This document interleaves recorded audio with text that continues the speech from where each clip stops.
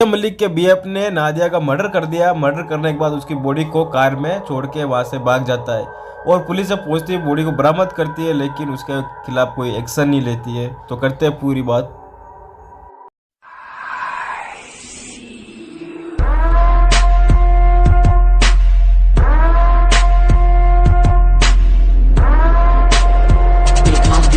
नादिया मलिक का एक ऐसा केस है जो पूरा अमेरिका की पुलिस भी नाकाम रहेगी कि इसके पीछे आरोपी कौन है आखिर। तो करते हैं पूरी बात। तो नादिया मलिक इंडियन वहाँ पे अमेरिका में रहती है, उसका पूरी फैमिली, और वहाँ पे कॉलेज में वो जाती थी। तो उसके दौरान उसको भूपेंद्र सिंह नाम के लड़के से मुलाकात होती है। तो नॉर्मली सब कुछ नॉर्मल चल रहा है। उसके बाद में कुछ दिनों के बाद उनकी अच्छी दोस्ती हो जाती है।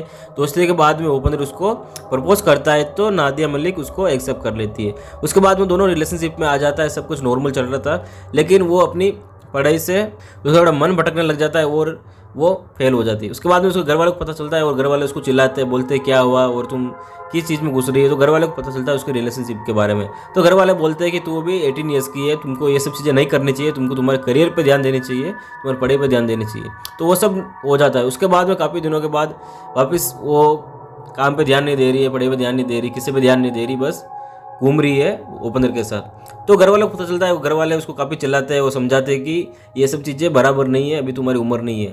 तो ये सब गुस्से में आके वो भूपेंद्र को कॉल करती है, बोलती है कि मुझे तुम्हारे साथ लिविंग में रहना है। तो वो रेडी हो जाता है, तो वो घर छोड़ के वहाँ से निकल जाती है। और घर वाले काफ़ी समझाते हैं कि ये चीज़ ना करे, लेकिन वो समझती नहीं है, वो चली जाती है वहाँ पर। फिर कुछ दिनों के बाद उसको एक बच्ची होती है। तो बच्ची होती है 3 साल तक सब नॉर्मल चल रहा था, लेकिन 3 साल के बाद उस बच्ची की डेथ हो जाती है। नादिया मलिक और भूपेंद्र दोनों एक कार में जा रहे थे, तभी बच्ची को काफ़ी ज़्यादा तड़पने लग जाती है। उसके बाद में जब भूपेंद्र को बोलती है कि एम्बुलेंस को कॉल करो, तो वो बोलता मुझे नहीं पता, तुम जानो और ये जाने। तो उसके बाद में वो कार से निकल कर चला जाता है और नादिया मलिक पुलिस को और एम्बुलेंस को कॉल करती है और एम्बुलेंस वहाँ पहुँचती है, तब तक बच्ची की डेथ हो जाती है। उसके बाद में बच्ची की जो बॉडी होती है पोस्टमार्टम के लिए भेजते हैं और पोस्टमार्टम में कुछ भी पता नहीं चलता कि आखिर इसकी मौत कैसे हुई। तो वहाँ सब ठीक होता है और साल भर निकलता है। उसके बाद में भूपेंद्र और नादिया का जो रिश्ता था वो बहुत अलग अलग हो जाता है। दोनों में बातचीत कम हो जाती है, हर चीज़ झगड़ा बढ़ जाता है। उसके बाद में जब नादिया छोटी मोटी जॉब कर रही थी, तभी थॉमस नाम के लड़के से उसकी दोस्ती होती है। तो दोनों में अच्छी दोस्ती होती है। उसके बाद में दोनों रिलेशनशिप में आ जाते हैं और ये बात भूपेंद्र को पता चलती है। तो भूपेंद्र बोलता है ये सब चीज़ें क्या है। वो बोलती मुझे नहीं पता, तुम क्या बोल रहे हो, कौन थॉमस है, मुझे नहीं पता। उसके बाद में नादिया को काफ़ी ज़्यादा वो मारता है। तो वो घर पे कॉल करती है, बोलती है कि मेरी हालत बहुत ज़्यादा ख़राब है। तो घर वाले बोलते हैं कि हमने तुमको समझाया था कि कुछ मतलब नहीं है, तो तुम एक काम करो, वापस आ जाओ। तो घर जाने के लिए निकलती है। जैसे भूपेंद्र को पता चलता है, भूपेंद्र आता है, उसको काफ़ी ज़्यादा पीटता है। पीटने के बाद रूम के अंदर बंद कर देता है। बंद करने के बाद वो उसके घर वाले कॉल करता है और बोलता है कि अगर तुम्हारी बेटी तुमको चाहिए तो मुझे इतने पैसे भेजो, तभी तुम्हारी बेटी को मैं भेज दूंगा, वरना उसको मार दूंगा मैं। जो नादिया का जो भाई होता है वो पैसे उसके अकाउंट में डाल देता है। पैसे डालने के बाद उसको वापस कॉल करता है, बोलता है कि क्या हुआ, नादिया अभी तक घर पे नहीं आई। तो बोलता है कि अभी जल्दी क्या है, आ जाएगी। तो उसके बाद में वो कार लेके और नादिया को लेके वहाँ से निकल जाता है।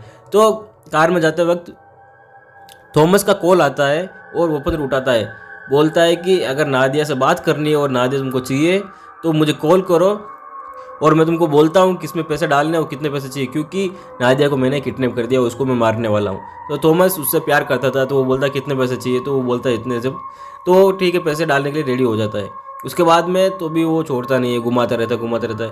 और एक दिन एक कार में नादिया की बॉडी मिलती है। जी हाँ, बॉडी मिलती है और बॉडी पुलिस बरामद करती है और जाके पोस्टमार्टम कराती है। तो उसकी जो मौत हुई थी वो वजह बिल्कुल पता नहीं चलती है। तो उसके बाद में घर वाले केस करते हैं कि नहीं, इसने भूपेंद्र नहीं मारा है। तो पुलिस वाले बोलते हैं ठीक है, अगर हम मान लेते भूपेंद्र ने मारा, लेकिन इसके खिलाफ हमको कुछ सबूत भी चाहिए, क्योंकि जो डेड बॉडी है उसकी कैसे मौत हुई, उसकी कोई भी हमारे पास रिपोर्ट में कुछ भी ऐसा नहीं है कि इसकी मौत ऐसे हुई। इसके लिए हम कौन से गुनाह पे भूपेंद्र को हम अरेस्ट करें। तो ये केस वहाँ पे क्लोज हो जाता है और भूपेंद्र नॉर्मली घूमता रहता है, फिरता रहता है, क्योंकि पुलिस के पास कोई सबूत था नहीं उसको पकड़ने का। और घर वाले ने काफ़ी ट्राई किया, लेकिन ऐसा कुछ हो नहीं सकता था जिसमें भूपेंद्र को पुलिस लेके जाए। तो इसी के साथ करते हैं वीडियो ख़त्म। सबका ध्यान रखें, अपना ध्यान रखें। जय हिंद, जय भारत।